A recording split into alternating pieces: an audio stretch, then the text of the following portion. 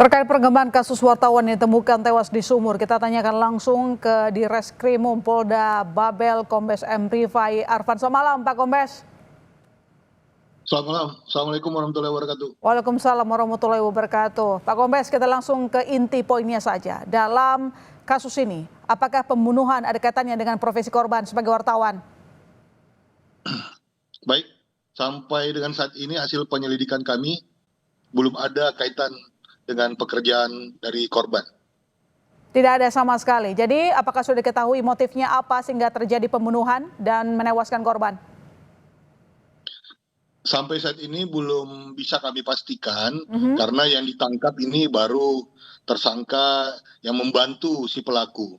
Jadi tersangka utama dalam pengejaran kami dari Polda Dikrimum Polda Kepulauan Bangka Belitung.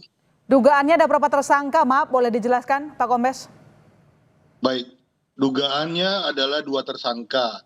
Satu yang ikut membantu, satu lagi yang pelaku utama.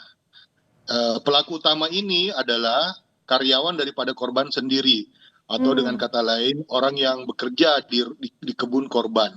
Jadi itulah dugaannya kenapa dia dianggap sebagai pelaku utama, karena dialah yang terakhir bersama dengan korban. Di samping itu, waktu penggerebekan kemarin mobil dikendarai oleh pelaku, mobil korban dikendarai oleh pelaku atas nama Hasan Basri alias Abbas namanya. Dan masih dalam pencarian ya pelaku? Sampai dengan saat ini tim Jatanras Polda Kepulauan Bangka Belitung sedang melaksanakan penyisiran dibantu dengan Polres Oki dan jajarannya. Salah satu upaya yang kami lakukan adalah menyebar foto tersangka di area hukum Polres Oki sampai dengan ke Polda area hukum Polda Lampung. Demikian. Jadi kedua pelaku sebenarnya memiliki hubungan yang cukup dekat dengan korban, begitu ya Pak Kombes?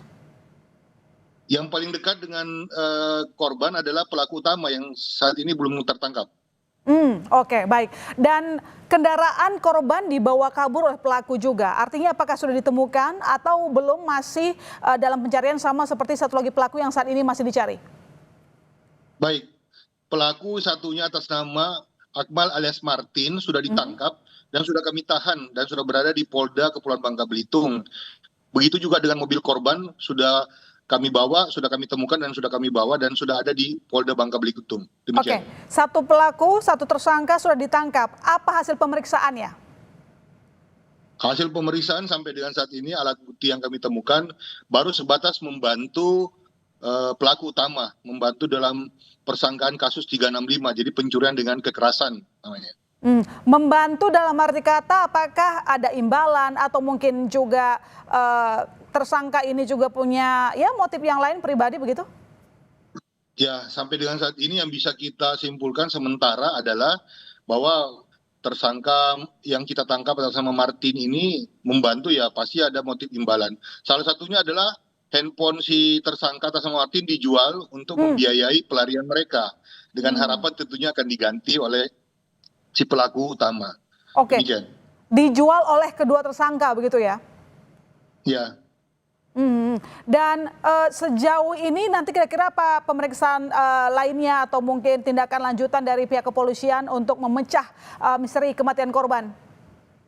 Ya, sampai dengan saat ini di samping kita memeriksa dari keluarga pelaku yang sudah kita tangkap, juga kita memeriksa keluarga daripada pelaku utama, termasuk juga dengan istri yang bersangkutan, bagaimana komunikasi terakhir dan seterusnya. Sementara itu yang bisa kita lakukan. Sementara sampai dengan saat ini masih dilaksanakan penyisiran. Penyisirannya mulai di wilayah Oki, Polres Oki sampai dengan ke Polda Lampung, sampai dengan di Bakau ya. Jadi sudah beberapa foto yang kami sudah sebar bahwa yang bersangkutan kita cari. Fotonya sudah kita sebar ke jajaran. Ada indikasi bahwa pelaku lainnya ini mungkin sudah keluar pulau atau sudah jauh dari lokasi begitu, Pak Kombes? Kalau yang kami pelajari sampai dengan saat ini masih berada di wilayah antara Polda Sumsel dan Polda Lampung.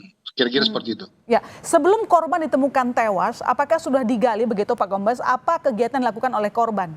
Maksudnya sebelum kedua tersangka melakukan aksi kejinya? Kalau berdasarkan olah TKP, yang jelas terjadi kekerasan. Jadi ada olah TKP, kita laksanakan otopsi mayat, itu terjadi kekerasan pada korban. Artinya terjadi kekerasan dilakukan sebelum korban meninggal. Selanjutnya dibuang ke sumur. Kira-kira seperti itu. Nah, kalau latar belakang sebelumnya lagi, sampai dengan saat ini tidak ada hal yang mencurigakan. Ya. Jadi yang paling fokus kita adalah terjadinya kekerasan yang dialami korban dan diduga keras dilakukan oleh pelaku utama ini atas nama Hasan atau dengan pekerja kebun yang bersangkutan atau korban, demikian. Karena pelaku utama adalah orang terdekat korban, apakah ada indikasi bahwa peristiwa pembunuhan ini, kasus pembunuhan ini dilakukan secara terencana? Ya, ini belum bisa kami jawab karena kuncinya ada kepada korban itu sendiri. Jejak-jejak yang ditinggalkan belum bisa mengungkap apakah ini berencana, apa tidak, apa seketika. Karena jejak-jejak yang kami temukan belum bisa kami menyimpulkan hal tersebut. Jadi ini masih berproses, didoakan saja supaya ini bisa terungkap dengan cepat. Demikian. Baik, terima kasih Pak Kombes Rifai telah bergabung di Kompas Malam. Selamat malam, selamat kembali bertugas.